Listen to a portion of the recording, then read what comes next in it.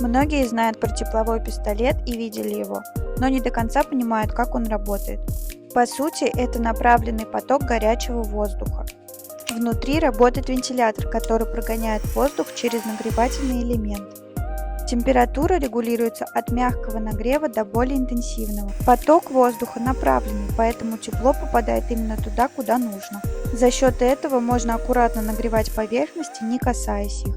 Вот так тепловой пистолет и работает, понятно и просто.